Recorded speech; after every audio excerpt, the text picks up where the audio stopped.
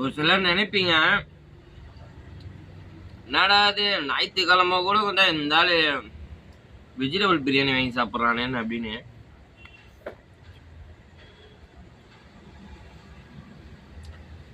சொல்லுங்கண்ணா. சொல்லுங்க,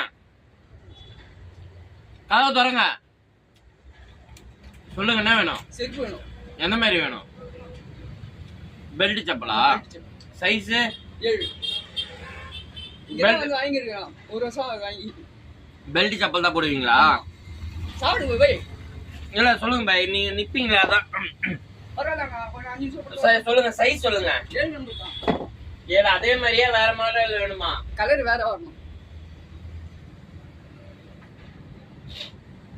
இந்த மாதிரி போடுவீங்களா?